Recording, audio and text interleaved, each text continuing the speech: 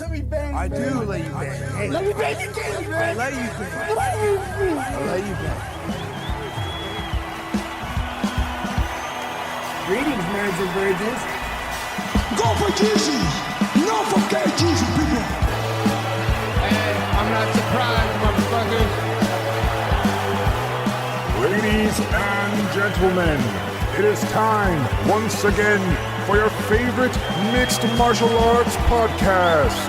Recording out of Los Angeles, California, it's MMA Roasted with Adam Hunter. Who the fuck is that guy? Who the fuck is that? All right, hey, welcome to our brand new MMA Roasted Podcast. Okay, it's gonna be a great show.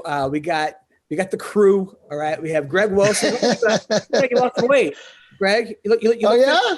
Yeah. You know, I've been running again. That's actually why I was late, because I was out running. And well, I say running. Running is not what's happening. It is somewhere slightly above walking. Like if jogging were less than jogging, it'd be that. Hey, just to give you an idea, I got lapped by an old lady in flip flops. Just to give you an idea. I don't care. You're doing it, bro. You're doing it. You know, it doesn't matter. It doesn't matter how slow you go. It just matters that you actually go. All right. That's right. Exactly right. And that's what I keep trying to tell myself. I'm trying to get consistency. It's a new year, new day. I'm trying to get better. That's all. Just like everybody else, I'll burn out in a month or two and I'll be fat as shit in 3. So speaking of The Walking Dead, McCorkle's here. Sean, how are you? Sean looks scary as fuck right now. I think his Wi-Fi. I don't even see him on my screen. It's just a black screen for me. I'm not seeing him. Yeah. Oh, I see him just staring. He's literally just, Sean, can you hear us? All right, great. We're off to a great start. He's stuck in another dimension. Yes. Let's see. That applies across the board with him. And that's by virtue of being 6'11". You're automatically in another dimension. Dude, he might be like one of the funniest. He's so funny because all the stuff he does is for his own amusement. Like he literally is that guy in the Karate Kid 3 that goes back and buys up the Cobra Kais just to piss off Johnny. Like he's like a billionaire. I mean, just to piss off Ralph Macchio. Like he's like that guy. Anyway, listen. When you're 6'11", you can do that. You can do whatever you want for your own amusement. You know, 1,000%. So he left. I'm trying to get him back.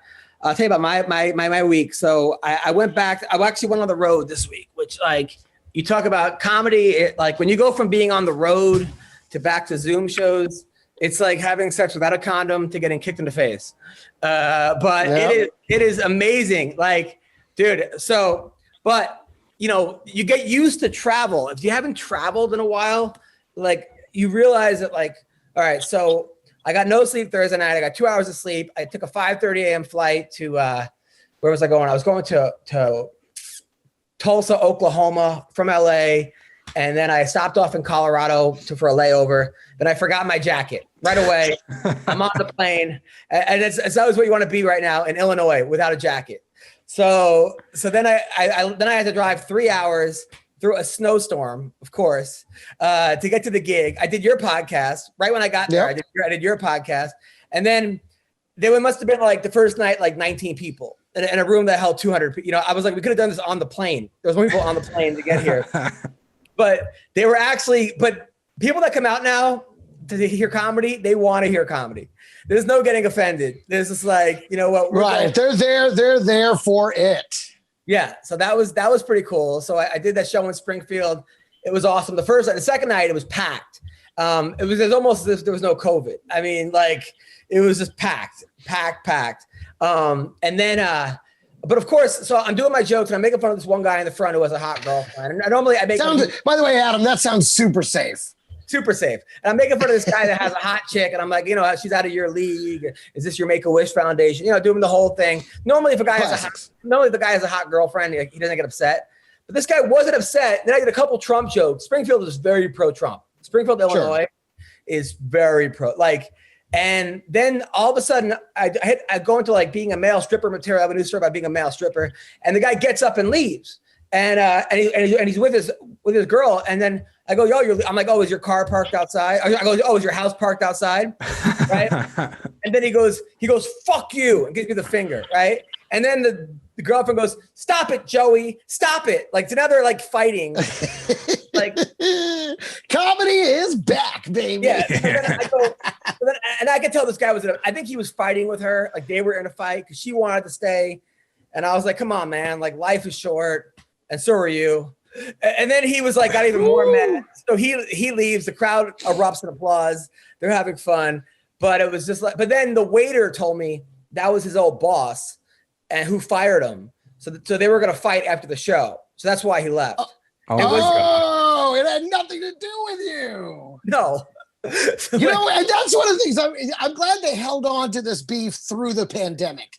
You know, I keep wondering about this. If when this is all over and we're all around each other again, are we going to see each other with forgiveness and be like, that was crazy, right? Can't believe we even thought, or are we going to see each other and be like, I've been waiting for you, motherfucker.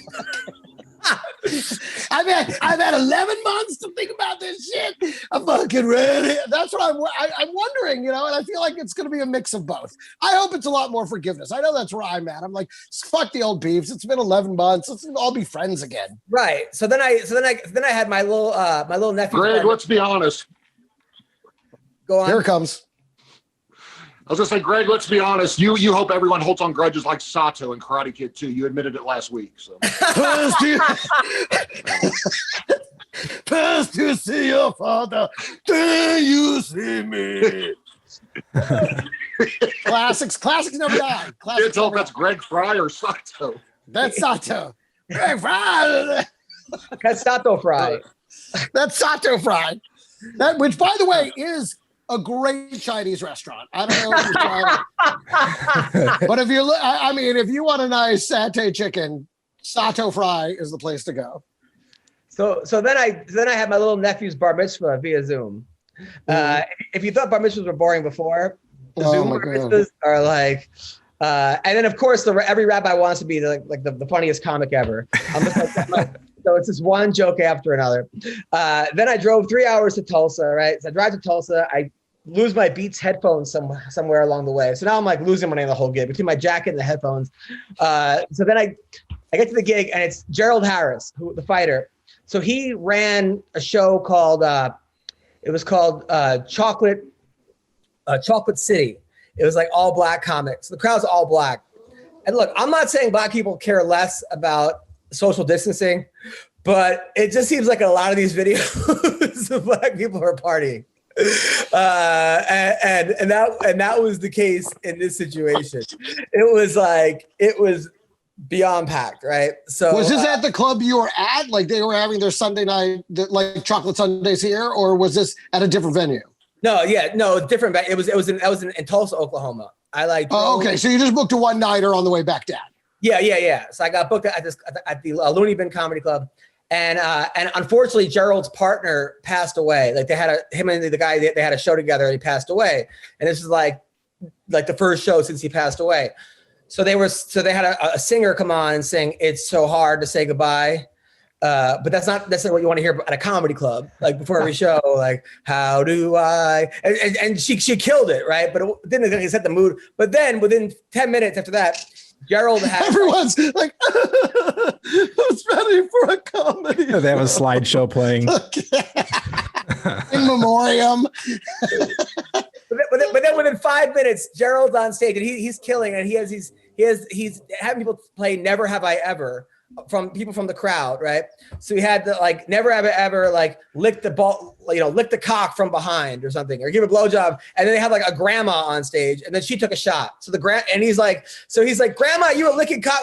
She's like, "What?" She's like, it was an old black woman, and he's like, "What? This woman blew Kunta Kinte back in the day," and he's saying things of "Get your Harriet Tubman ass out of here," and the crowd's going crazy. So it didn't seem like it didn't hold over the memorial before the show. So then that's good. Then it was some guy's birthday, so he brought him up and put a blindfold on him, and he's like, "We're gonna give you guys a lap dance." So you got these two hot girls go on stage, right?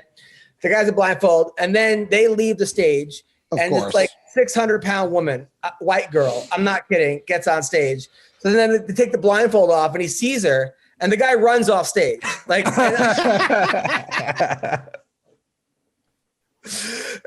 felt kind of bad for the woman. I was gonna say, not a confidence booster. No, for the gal willing to do it. Oh yeah, and like I'm telling she was like a plant, and I'm like telling my wife about this. She's like, "This is why you left the house. Like you're gonna get COVID for the." So then I fucking went on stage and killed. It was awesome. And actually, there were like 5 white guys in the crowd, so I kept calling them like the boy band that never made it. It's No Direction. I just kept making fun of them. I'm like, meanwhile, these guys are the toughest ones there. But some guy named Nick Simmons, who was a wrestler who beat Henry Cejudo and like for the Olympic team. Wow. Yeah. He is a badass. Yeah, and the guy's nickname was the Strangler in high school because he was darsing everybody, and he like made that. That's who I'm picking on. But him and his friends were actually really good sports. It's funny because like the other time that was funny that like there were like 5 guys in the crowd that I make fun of. And I'm like, oh, it's like the No Pussy Posse was when I opened up for Jeremy Piven in Massachusetts. And it was Julian Edelman and his friends. Oh, nice. Who couldn't have got more pussy in his life. I mean, the guy was like telling me stories about how he was banging Adriana Lima backstage and this whole thing. So, and then some girl after the show was like, hey, I'm going to add you on Instagram. I'm like, all right, cool. And then what's up with now girls having this, like their whole bio is just their Cash App? Yeah. Like people just want people to just give them money. Yeah. That's big on TikTok too. So they're not prostitutes. You just want people to just give you money. Like for being hot. That's like, man, anyway. If you think about it though, how's that any different from Patreon or anything else? You're saying here, I'm going to put this content out. If you dig it, throw me some ducats. I mean, there's not even content. Considering where we're at economically, I feel like I can't really hold it against them. But it's not like content. That's just like their pictures. Like it's not even like So that was that. That was my weekend. How was your weekend, McCorkle? Oh, it was all right, man. I just want to say I'm having a real bad internet connection again. Problems, imagine that. But you're talking about that game, Never Have I Ever. Yes. Can you guys hear me? Yeah, I was playing that one time with a bunch of UFC fighters, and I just kept saying the same thing over and over again. I said, "Never have I ever bombed on stage." I think I know where this is going. Right at the Brendan Schaub joke. Sure, that was a good one. Hey, Sean, do you want to try calling in from your phone? You think that would be easier if he just calls into the a Weendawg? How do we? Yeah, that will probably help a lot. Sean, you want to just try audio? Sean, want to just try calling in? Yeah, I'll try to call. Yeah, call in with just audio. And then Don Frye, are you with us? Yeah. Yeah. Yeah. Don't answer the phone. Don't let Sean back on. I won't. And how was your weekend, Don? I guess it was okay. Brian Johnson and his wife and daughter came down for the weekend. I thought they were just coming down for the afternoon. They end up staying the night and most of the next day. And geez, always, how you miss somebody for you don't see him for a couple of years, you miss them, and then you see him for a couple hours and you're ready for him to go. That's like and then they spend the night and then you have to spend the next day with them, and you're just like, I think this meeting's over for a while now. Yeah, I'll hold the gate for you. Here's your hat. What's your hurry? I feel like that's Greg and I's whole relationship, to be honest. So, all right. So now Brian Johnson was an ex-UFC fighter, right? One of the OGs. Yeah, Brian's a great friend of mine. I love him very much. We fought in UFC 10, and then we became friends, and we did pro wrestling together for a couple of years in Japan. He had a real bad stroke. Damn, but he's okay now. Well, no, he's not okay now, but he's alive. I mean, so. Yeah, that's good. We were sitting together when, I guess Paul Barlin's girlfriend, texted Brian and said that Paul passed away. So we sat around, must have bothered Brian because he talked about Paul for a couple of hours, so. Yeah, no, man, you early UFC fighters are a different breed. It's different like level of like balls and man. I mean, you guys did it not for the fame, not for the not just strictly pride. You did it just because you guys were just tough guys. The pussy. There wasn't much pussy back then, dude. No one. I don't know. It seems like Don Frye did pretty good. In like Japan, but like, but have you seen like the early UFC fights? Like when they panned the crowd, there really wasn't much pussy. Right? There just wasn't much teeth. Much teeth. Yeah, there wasn't a whole set of teeth in a row. In the whole row. No, I feel like McCorkle, you got into fighting strictly for the pussy, right? Can you hear me now? Yeah. You guys are okay. Yeah. No, I actually got into fighting, man, because I got tired of people. All right. I got into fighting because I got tired of people asking me if I ever played football before. Like they used to ask me all the time, and I'd be like, "Oh, I played basketball in college." They're like, "But you didn't do anything, like nothing at all." And I'm like, "No." And so I felt like a loser. Plus, it was to pay my dad back for not letting me play football growing up, and now I feel great about it now that he's passed on. So, wow, that's crazy. But you got a late start. I mean, you didn't know martial arts till what? You were 22, 23? No, 29 is the first jiu-jitsu class I ever took. Wow. I never wrestled, never anything, man. Just played basketball in college and started taking jiu-jitsu at 29 and accidentally found out I was one of the toughest men in the world is what I used to say. But the fact that you beat the world's strongest man, number one, and you also beat Mark Hunt in under a minute, you started at 29 is incredible, Sean. I know you have like moderate self-esteem, but you should be super proud of yourself. Moderate. Yeah, I used to love it when people said, when the UFC asked for my my fighter profile, I listed one of my strengths as very internet savvy, and Dana White himself cleared it. They said they had to ask him if it was okay if I put that on there, and so I put it on there. It made it onto the video game and everything, but it was funny to me because people are like, "What do you say to your detractors that say that you just use your comedic abilities to advance your fighting career?" I said, "I say they're wrong. I use my fighting career to advance my comedic career." I don't know. Well, based on your Wi-Fi, yeah. Based on your Wi-Fi, I think you lost your internet savvy. All right, so let's talk about the fights over the weekend. Did you? Yes. Now, Don, you watched the fights over the weekend? No, I didn't know there were any. Oh my God. All right. Well, it was one of the best fights I've seen in a long time. They were saying fight of the year already. It was the first week of January. I mean, Max Holloway, Calvin Kattar, or second week. I mean, Max Holloway. Kattar.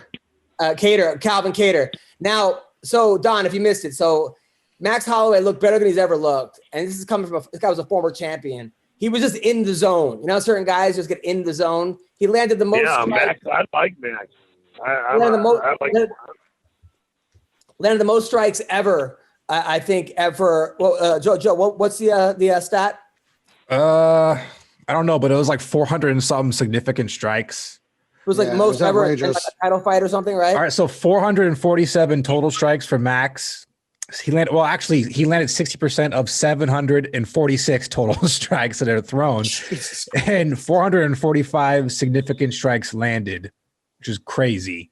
You remember I said every time I pick against him, he makes me look stupid? Yeah. I literally felt like he was doing it specifically to make me look extra stupid this time. I was like, not only did he look great, he looked the best he's ever looked. Yeah. I was like, you cocksucker. I mean, I knew it from the beginning. I was like, this is the best I've ever seen him look. And about halfway through the fight, the commentators were saying the same damn thing. And they were saying he actually sparred the least amount. They were like, everybody stop sparring.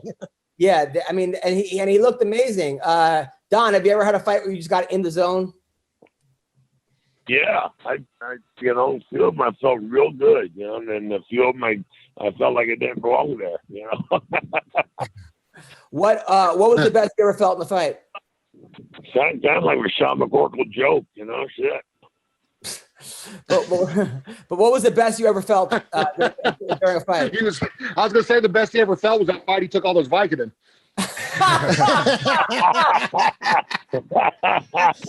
It was like he was walking on air. Wow. I just got my feet cut off running with me, huh? Wow. 100%. And then Sean, what about you? Sean, you ever have a fight where you felt like you were just in the zone? I'll tell you, man, the least nervous I ever was and the best I ever felt was literally when I fought Mark Hunt, because everybody expected me to lose. So I felt like there was no pressure other than getting punched in the face real hard. But I felt like no one expected me to win. And it was like, when I first walked out, Nobody did. It was my hometown. There was 18,000 people there. And I thought, man, this is actually pretty cool to be able to get to do at least once in your life. And then as soon as he hit me, I changed my mind and didn't want to be there anymore. I want to be in the audience. Yeah. Now, how many people told you that they bet against you, Sean? Only a few people had the balls. I had a guy that I was friends with since we were, just mainly my immediate family. No, I had a guy that lost $5,000. One of my best friends since childhood lost $5,000 betting against me that night because people were giving him even money, and I was like an 8-1 betting underdog. And so he told me after, he goes, "Man, I'm sorry, but I had to take even money against you." And I was like, "Okay, cool, man." Like, he lost $5,000, and even afterward, my son was in the crowd. He was only 7 at the time, and he goes, "Man, Dad," he said, "I was so nervous when he took you down at first." He goes, I thought you were going to lose. And I was like, "Well, buddy, it's going to be okay. I'm not going to get hurt either way. I'm tough. I'll hang in there." He goes, "No, I didn't want my dad to get beat up in front of all these people. That would be embarrassing. Like, if they knew you were my dad and I had to walk out in front of all these people showing my dad." And I was like, "Okay, you little bastard." Let's take a break for a second. Joe, I got to tell you about something really important. Okay. The return we've all been waiting for is finally here. Finally here. All right. One of the sport's most notorious icons is stepping in the octagon this Saturday. And when I say notorious, you know who I'm talking about. The King, Conor McGregor. Yes. And DraftKings, the official daily fantasy partner of the UFC, is giving you a free shot at huge cash prizes. I mean, huge. Okay. Huge. Now, for this weekend's fight, DraftKings is offering new players a free shot at millions of dollars in total prizes with their first deposit. Doesn't get any better than that. That's awesome. Way. You haven't tried it yet. Okay. Fantasy MMA is so easy to play. Just pick 6 fighters to underneath the salary cap and pile up points for advances, takedowns, and more. There is no better way to put your MMA knowledge to the test than to compete for a shot at millions of dollars in total prizes. I could use that money. I really, really can. Yep. My wife and I, we're getting a new house. We need money. All right. Now, plus, don't forget about football playoffs, where DraftKings has even more money up for grabs this weekend. I know you guys say that you're big football fans. Okay, I know Greg has a fantasy football podcast. All right. Let's put your money where your mouth is. Let's do it. All right. DraftKings is safe, secure, and reliable. You can deposit and withdraw your funds at your convenience. Okay. That's a big one. Trust me. Now, here's a call to action. Download the DraftKings app now and use promo code ROASTED to get a free shot at millions of dollars in total prizes throughout the weekend. That's promo code ROASTED to get a free shot at millions of dollars in total prizes, only at DraftKings. There's a minimum $5 deposit. My little baby's excited about it. Okay. Eligibility restrictions apply. See DraftKings.com for details. Check it out. So now a lot of people I'm not your dad. That would have been a great time to tell him. Well, don't worry about it, son. I'm not your real joke's on you, son. Now, a lot of people said that the fight was stopped, should have been stopped earlier, that the corner should have thrown a towel. And I got to disagree with that. I think because Kattar has one punch power. If it was a case where he didn't have one punch power, I would say, yeah, okay. But he was still landing. Every round, he was landing significant shots. Yeah, he was still fighting back. Yep. So, I think his corner threw the towel and Cormier caught it and then weighed himself with it. But that was a good joke. Thank you. Appreciate it. I felt like there was one time in particular where that right hand connected on Max's chin, and there was a second there where Max was stunned. There was one moment where he had him, but he didn't have the juice left to follow up. I mean, that was clear. He buckled his legs, right? You can see his legs buckled. Yeah, you can see he got him. And even the announcer he's hurt. He's wobbled a little bit right now. It was that right hand, got him right under the chin, and it was just for one. He had him for 1 second, but he just didn't have enough left in the tank to do it. Yeah. Frye, did your corner ever throw in towel in any of your fights? No. Well, Fuck, did they? But that was because they had to pay extra for the towels, and they weren't going to fucking do it. Yeah, there's a deposit for it, you know. We can take it back. I mean, now, Don, would you ever let your corner throw in a towel? No. Before we went and fought in the Ultimate 2, you know, we were done training one time. I called them all in there, and the submission guys. I know Coleman beat the hell out of me the last time around, and you know, you're thinking about throwing in the towels during the fight. If anybody's thinking about it, you just stay home. I'm not fucking taking you. No matter what happens, you know, we're gonna fight all the way to the end, you know, and I'm in there taking the punches, not you. So if you're even thinking about throwing the towel, don't even go.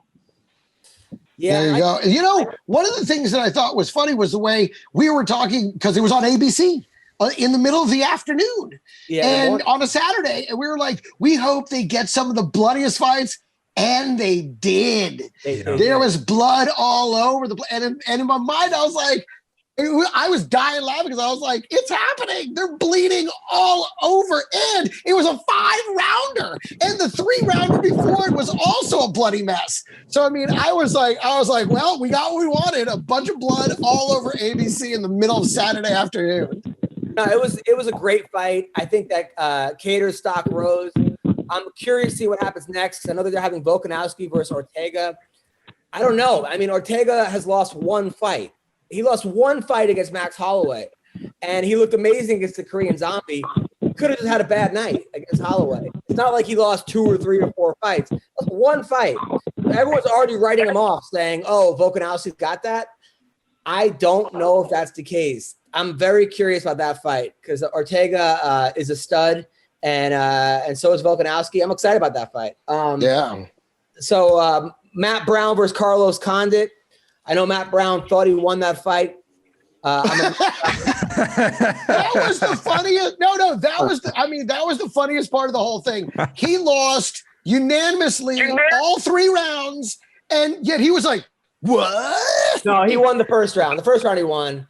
And maybe, but not on any of the cards. I would have said if he won one round, it was the first round. That was the only one he could have won, but he didn't win on any of the judges' scorecards. Yeah, no, I think he did. I think it was 30-27, 29-28. It wasn't. No, it was all 3 judges were 30-20. Because I even went back and watched it because I was like, what was he complaining about losing? About all 3 30-27. Well, I thought he won first, and the third you could argue he won. I'm also biased. He's a good friend of mine, but I thought he looked good. Is somebody in like a wind tunnel? What the fuck? Don Frye. Is your head sticking out of your car window? Right? I'm sitting outside watching the UFOs, you know. That makes sense. This fucking podcast, I swear to God, like I've assembled the dream team. Unfortunately, McCorkle every week is like, I'm going to get better internet. And I love you. You're irreplaceable, Sean. You're one of my favorite people ever. But it is better when I can see you. I'm not going to lie. Is there any chance of you getting better internet, Sean? You know what sucks is every time Adam talks, it sounds like he's giving R2D2 a BJ. Like that's what it keeps sounding like on here. Like your voice goes robotic or whatever. And every time I watch The Fire and the Kid and Brendan Schaub talks, it sounds like he's giving Joe Rogan a BJ. I did not expect that to turn into a Brendan Schaub. By the way, I'm like, I've got like a 10-second delay also. So every time I tell a joke, no one laughs. So I don't know if it's that it's not funny or the delay's on. So. Or you feel like Brendan Schaub. It was right there. Boom! There's 3. Like what? Sean, like right. Sean, I was going to go back to that well again. Sean, do you go to the bank and you're like, I'm depositing $1,000. I'm broke, but not emotionally broke. But Brendan, I feel like Brendan Schaub is now. Is there? But as far as the question, right? Internet. Don and Sean, what are the chances of you guys getting good internet one of these weeks? Because I feel like this podcast could be amazing. It is amazing. It's the best podcast. But it's a battle sometimes not to talk to you guys and not have a delay or a wind tunnel or anything. So all right, Don, you go first. Is there any chance you get better internet? Yeah, if I get off my rear end and go to town and get a new new server, sure. Okay. So no. I don't think we go into town anymore. That was like the 1800s. You just do it from your phone. Yeah, first thing I gotta do is I gotta hitch the wagon to the horse. All right, then I gotta feed the horse, make sure they got the energy for the ride to town. Okay, I gotta ride to town, and I gotta stop, and I gotta fight them engines.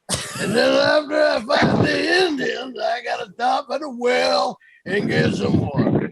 Then I get to town. Then I gotta stop at the whorehouse. And then Weendawg, how much is a Wi-Fi server for Don Frye? A server? I don't know. Server, yes. I think what would be good, because they're both using their phones to do it. Maybe if they have like a desktop computer or a laptop computer that can connect to the internet via Ethernet cable, that might be better. So, but if they don't have desktops or computers, like in order to make this actually a show that you could listen to without a delay, the cheapest way to make that happen. Weendawg, what's the best way to make that happen? I don't fucking know. I don't work for AT&T, Time Warner. I don't know. Is there something we could buy to send to these guys? Because I'll go out and buy it today. I'll go out and buy it. I mean, it's not like thousands of dollars, but if it's like a couple $100. My problem is that I've got satellite internet. That's my problem. And satellite internet. Right. HughesNet? Are you using HughesNet? Yeah, that's what I got. It's the worst. And Well, it's the toughest because it's a satellite signal, and that's a hell of a commercial for HughesNet. Yeah, the relay on that is rough. Okay, so he has HughesNet. There's not like a little box we can buy, like can get these guys better Wi-Fi, like for the podcast. I'm sure there is, but I'm not the guy to ask. Well, you can get an internet booster. I have one in my place, and that boosts the signal, but just around your house, which isn't cheap. All right, all right, Greg, please talk for a second. Just Greg right now. All right. Okay, so you can get a booster for your house, but really it's just boosting the signal around your house. It really doesn't help in terms of the connectivity with when you're using a satellite version of the internet. I mean, it's still got to go through that process, but it will boost the signal if you're using wireless in your own home. So I don't know that. I don't think it would. They're not expensive at all. You can get one $30, $50, $70. They're not that expensive, but I don't know that that's going to solve their problems because they're not using, fiber optic. They're not using cable. They're using satellite, and that's the toughest version. So there's no way to solve this problem. Without seeing if you could get what I was doing for a while cable service. I was driving to my parents' house and using their cable modem. That's what I've been doing. Yeah, I don't want you to have to drive to your parents' house. Like that's not, and then Don Frye. Unless for some reason you actually want to see your parents. And Don Frye's parents are 195 years old. So that's not. So he would have to drive to heaven. So Don Frye, you're doing a podcast with Dan Severn, right? I hope to. Yeah, eventually, yes. So you want to have good Wi-Fi for that, right? Yeah, but we're going to do it. Shit, we'll be on the other side of town at a bar. Podcast at a bar. At the bar, you and Dan Severn? Yeah. What could go wrong? Hook up. He's got to hook up the horses in the wagon. Is it the Roadhouse bar? Roadhouse. You know what you got to do, Adam? You got to get their addresses and you have to research the internet provider options in that area. And I think you're going to find what they've already found, which is you have to use satellite for that area. So, but there might be cable options. You never know. Yeah, I'm not going to pay the whole cable bill. I'm not going to start. I'm just saying you got to find out what the options are for their area because it sounds like they're in more remote areas. And there's no cable out. There's no cable out here, partner. Yeah. This is actually there's also no law. Ain't no cable, ain't no rules. Wait, what? Don Jr., what happened when the cable guy came to your house? Cable guy came to my house. I challenged him to a duel. We ended up, it was a pitchfork duel. We actually rode at each other with pitchforks. And I killed that motherfucker, which I regret now because my cable sucks.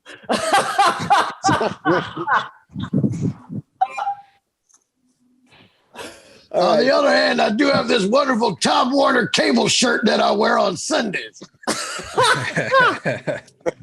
Gets me in all kinds of women's houses. Get them at the women's houses. Don, people ask me, how are you doing? I'm like, he has the best comedic timing I've ever seen. He's like in character. You're the funniest person, dude. I swear. We're going to get you a sitcom or something. All right. We really do. All right. Well, since you didn't watch the fights on the MMA network that we talked about for the last 2 weeks on the MMA podcast, there was also Ponzinibbio. Man. Yeah. Big upset. This is what happens when you don't, I love Ponzinibbio. I think when you don't fight for 2 or 3 years and then you just come back, you're just off. And he just looked off. That was not the same Ponzinibbio that was on a 7-fight winning. See, I didn't think he looked off. I thought that Li Jingliang guy, I thought he looked great. I thought he seemed fresh and just fired up. And I think he was just more than Ponzinibbio thought was coming. That's what I thought. What did you think, Weendawg? McCorkle, what do you think? Yeah, McCorkle, you go first. I didn't actually get to watch him because it was kind of like a Bellator event. Like I didn't know it was going to be on at 2 PM. And I almost bet against Ponzinibbio. Like I think the odds were 5-1 on the other guy, Jingliang or whatever his name is. And I almost put 500 on him because I thought, man, with that long of a layoff, I don't know. I didn't feel good about Ponzinibbio winning or whatever his name. But I almost did it. And then when I found out he won, it killed me, man. So the two fighters didn't watch the fights. The two people that fought didn't watch them. Doesn't matter. Right. I fucking love this podcast. This is great. Weendawg, what did you think? I mean, well, this was a very overall depressing card for me because I lost almost every single one of my picks. This is one of the rare cards where almost every single underdog won the fight. I was with you. I was wrong about almost every single one of these, with the exception of maybe Condit. I don't remember. Which sucks because it was such an amazing card, but for me personally, I just have like this rain cloud over my head, knowing that I lost like a decent amount of money on these fights. But the Ponzinibbio thing, I mean, it sucks, but it's good for Jingliang. He's a good fighter, and now he gets some good recognition because he has like 15 fights in the UFC. He looked great. He looked fantastic. He did. 100%. Well, and by the way, how I'm normally against these older fighters. I like Carlos Condit. He looks like he's still at the top of his game. He does not look like a guy who needs to be retired anytime soon. Well, I didn't believe that he said he's been wrestling since he was 9. You almost never see his wrestling ever. Yeah. And then also Joaquin Buckley, who had the highlight knockout ever.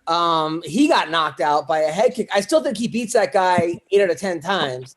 I just think, he just ducked at the wrong time. And he got caught. The kick still. So basically what happened was he got hit with a head kick that like hit him at the top of his head, sort of, Sean, Don, where it's like knocks off your equilibrium. It basically knocked him out, but he still ducked. It just caught him. You know what I'm talking about, Don? No. The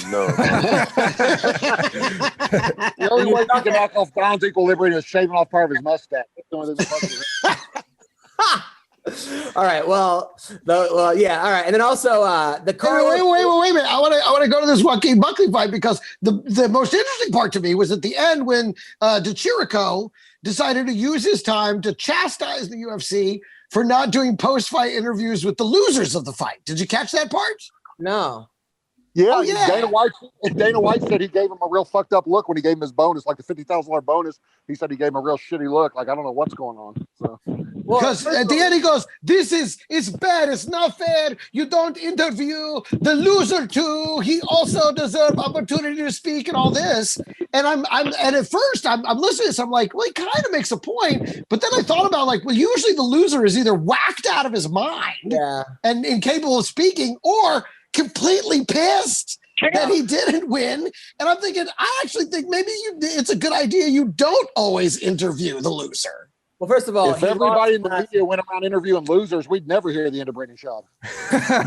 Boom, that's for put it in the book. His last 3 fights, maybe he wanted to be interviewed. But also, I think that when John Jones beat Daniel Cormier the second time, and Cormier started crying, and he was just, it was like one of the saddest moments in the history of like any sport. People were just like, stop interviewing the loser, because it's just not the time. You know, it's too emotional. Yeah. It's either too emotional or too physically damaged. Either way, they're not in a place to be interviewed. I agree. I heard his argument and I was like, I don't think I'm on board. I wonder when the last time Don Frye cried, if at all. Yeah, Don, have you ever cried? I don't know. I don't remember. Don came out of the room. I cried one time, but there was mostly gravel that came out of my face. Don came out of the womb smoking a cigar. He like had a cigar in there. He came out. He came out with like a full mustache. When he was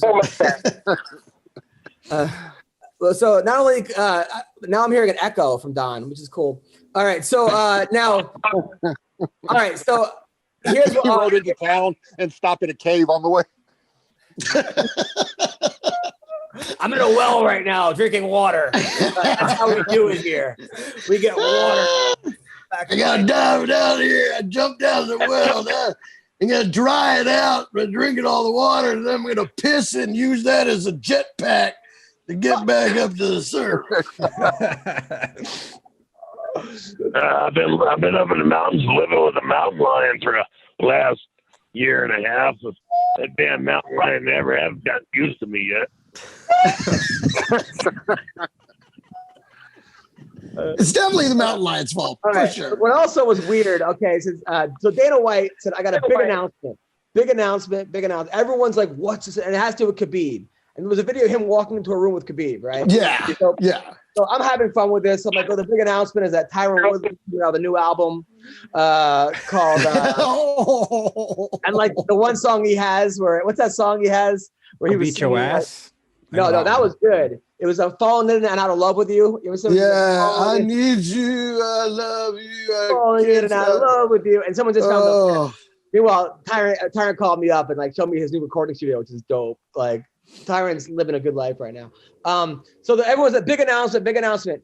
So the announcement he made, all right, and I love Dana, good friend. The announcement is that Khabib is going to be watching the fight next week, and if they impress him, he'll think about coming back, which is sort of anticlimactic a little bit. But well, I think the fact that Khabib went there, the fact that he met with him was told you everything you needed to know, which is he's settled down emotionally and he realized maybe there's an opportunity to come back. And to me, the fact that he even showed up to have the conversation demonstrates, which we already knew was going to happen. Eventually he'd get the urge to fight again and he would be back.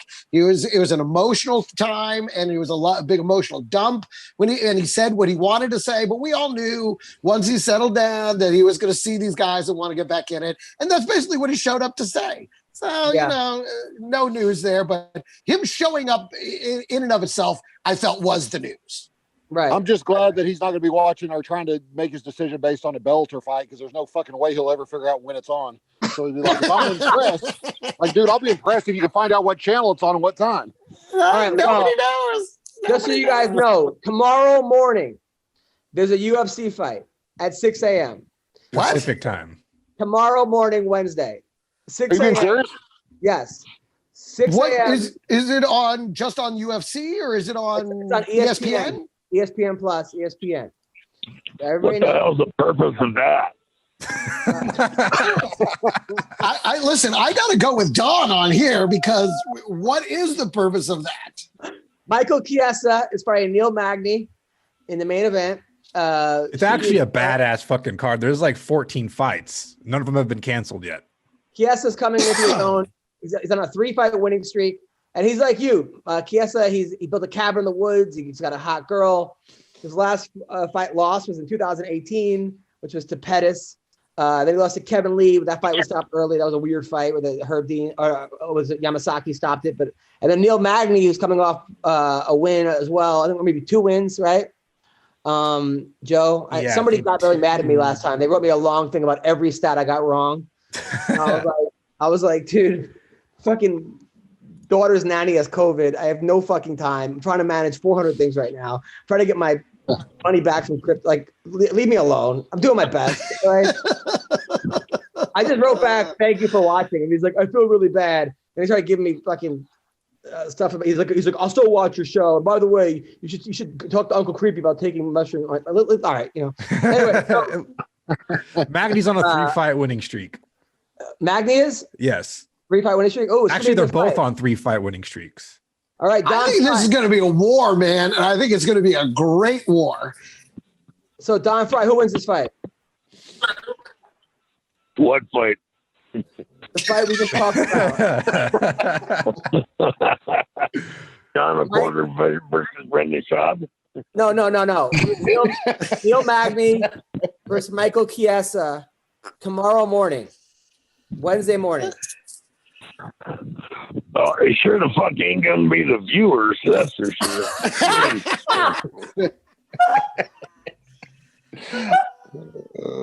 6 a.m. You're not wrong. You're not wrong. You don't mean the viewer? I'm never wrong. All right. Thank you for your pick. McCorkle, who wins this fight? Magny or Chiesa? I'm going to go, man. Anytime a fight's, and this is the truth, anytime a fight's really close like that, and I don't guy. So I'm going to go with Magny, and then I'll always go with Mike Perry against anybody. So Mike Perry wins. All right, Weendawg. Yeah. I mean, fuck. Based on him being blacker, that's what I was getting at.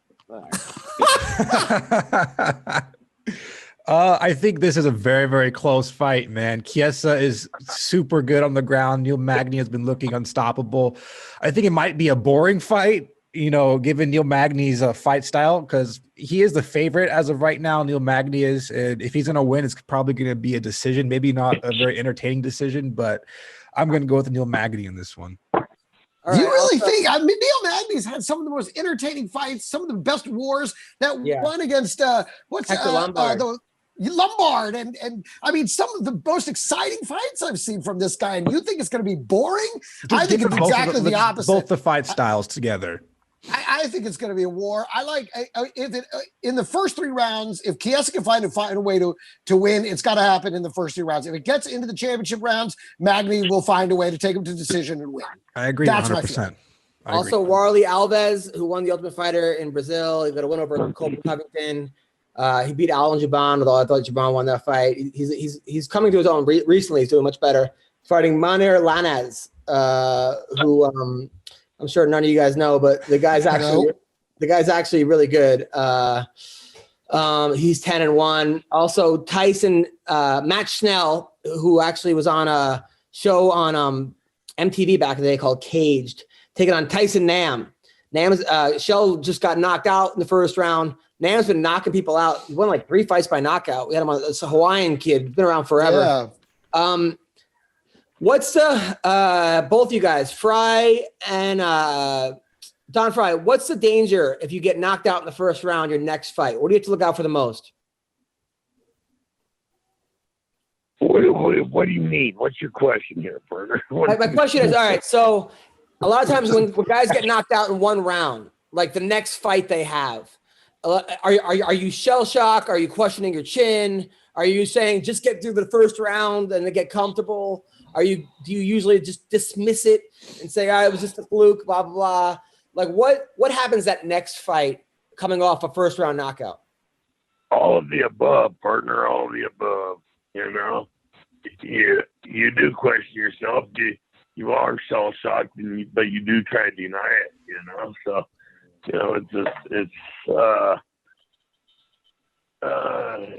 what is that? Premature ejaculation. You just try and put it off there. One time thing. That's a pretty accurate analogy. I think we can all. I think we can all assimilate. Finally, a topic I'm an expert on. Now, have you ever been knocked out, McCorkle? No, man, I got close to it sparring with Matt Mitrione when he head kicked him when we weren't wearing pads or throwing kicks. So that was as close as I came.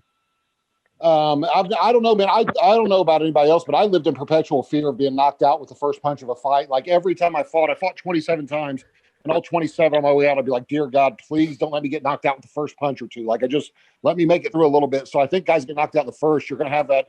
I don't know, man. Sometimes it's sometimes your worst fears are not as bad as you thought. Sometimes they're even worse, you know? So like when I lost to Stefan Struve as the co-main event at UFC 124, and only my second UFC fight, it was every bit as bad as I thought it would be. Like it was humiliating, embarrassing, confidence shaking. It was like probably how Brendan Schaub felt after the reviews came on his comedy special. Yeah, it was every bit as bad as I thought. Here's So the question asked. The first would be two. Did that answer have anything to do with the question that was asked? It did. Yeah. It did. Yeah. What?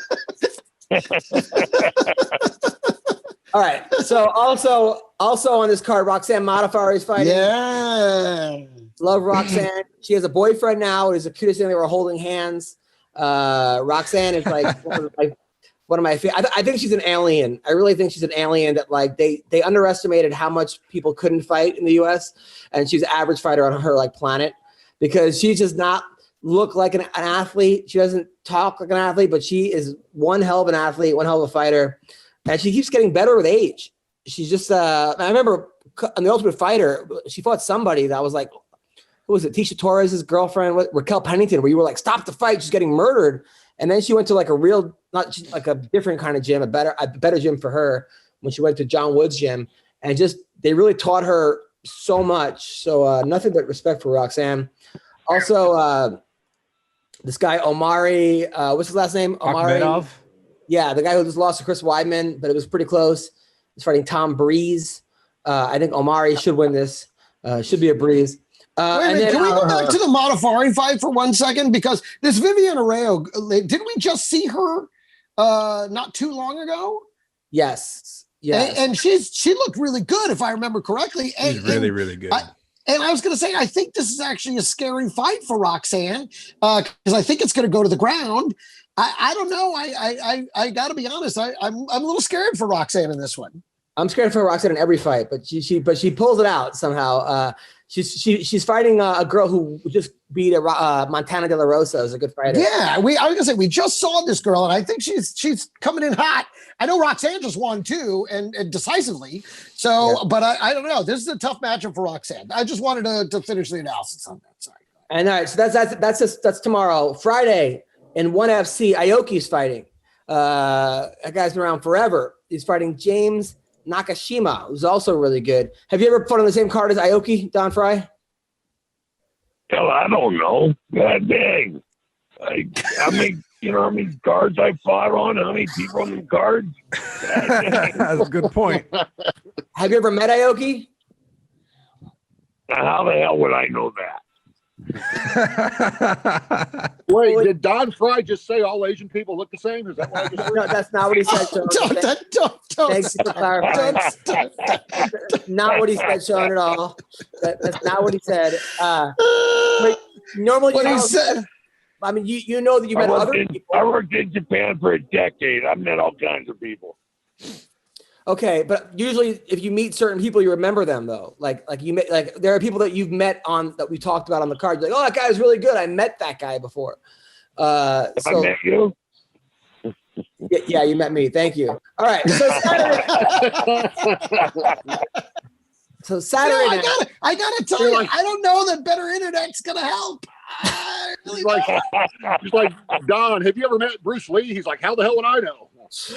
I know. Yeah, I think he delivered my food one night. Thank you, guys. I'm at 40 Bruce Lees. What are you talking about? Now, Don Frye Jr., who would win? You or Bruce Lee? Absolutely, I'd win. Bruce Lee, I eat Bruce Lee with chopsticks. You dip him in the hoisin sauce, real good snack. Now, Don, a lot of people don't think Bruce Lee was as good as other people. Was he overrated, you think, Bruce Lee? I don't know, because his timing was perfect. I mean, when he hit the world, everything's timing in life, and his timing was perfect. There you go. But how do you think he would have done? How do you think he would have done in UFC 1? Well, it depends on who he fought. He did. Bruce Lee was fantastic for what he did. If you look at Enter the Dragon, he had stand-up and ground skills. He he was doing arm bars and chokes. I mean, his kicks are fantastic. His hand speed was phenomenal. So he did a fantastic job. I think he'd have won UFC 1 for sure. McCorkle, do you agree? Man, I don't know. I don't tend to believe. Like I thought the Michael Jai White guy, like they were saying that Mike Perry was going to fight him or Colby Covington or somebody, and I was like, oh, there's a difference between being movie tough and real tough in real life. And then Josh Barnett told me that the Michael Jai White guy is actually really tough, can really fight. Like he trained with him, so that's why I wonder about Bruce Lee. Like the people say he's legit, but whoever trained with him that was legit, that could tell you that. So maybe his philosophies were great, but I don't see him beating Don Frye on any night ever. Well, I wasn't in UFC 1 though. See, so. Oh, there you go. It's got me on a technicality. Now, a friend of mine told me that they're very close to making a rematch between Chuck Zito and Van Damme. So if you don't know the history, back in like the 90s, Van Damme was at a strip club called Scores. Chuck Zito was there. Chuck Zito knocked him down, punched him in the face. It was all over the news because at the time Van Damme was like this tough karate, movie star, and Zito was the head of the Hells Angels and a very tough guy himself. In the rematch between Chuck Zito and Jean-Claude Van Damme, who wins? Don Frye. Oh yeah, I'm gonna stick with Chuck Zito. I mean, Van Damme was just a dancer and a gymnast, right? He was never a real fighter. Damn, and now he's a recovering cocaine addict. So he hasn't improved at all with age. McCorkle, you agree? I would say as long as it doesn't come down to who's better at doing the splits, then probably Chuck Zito. Like it always reminded me of the like those those Al Qaeda videos or whatever, like when they were training those terrorists. I was like, God damn, if our battle on terrorism ever comes down to who's better on the monkey bars, we're gonna have a problem. That's kind of what I always worried about with the Van Damme is like if the splits become an issue, I bet Zito's going down. But other than that, probably Zito. I gotta say, Bloodsport. Right. Bloodsport's one of my favorite movies. I can watch that over, and that's one of the movies that comes on, I'm watching it. Like certain movies that comes on. All right, so then Saturday night, that's the big one, right? Which I kind of feel like the the Chiesa fight. No one's even talking about it because McGregor versus Poirier. First of all, if you haven't seen the video, McGregor pulls up to Abu Dhabi in like a limo or something. He gets out of the car. He's carrying his baby. He has his shirt off, and everybody around him has hazmat suits. It looked like it was like on a different planet or something, right? He has his shirt off. He has a mask on. He's just carrying his baby. And it's one of the funniest videos I've seen in a while. And you had a great joke about it too, Adam. You actually killed me on that one. I said he's carrying Henry Cejudo. To which Cejudo loved it. Yeah. He's a great sport about those jokes. And I love that he is such a great sport about you making those jokes. It's super funny, dude. Thank you. So, Don Frye, who wins? Conor or Dustin Poirier? Conor. I mean, Conor's on a different fucking level, man. That's all there is to it. And he will be for a while. So Conor's he's just counting the money at this point in the fight. Sean? It's all over getting his arm raised, I would say if it came down to skills wise, like with the way Poirier's looked, I would bet Poirier, but I just think, man, Conor probably has him. I'm probably still going to bet Poirier since he's 3-1, but to win by knockout. But I just think Conor, man, has him mentally just like he did in the first fight. I think he'll has him beat mentally. Weendawg?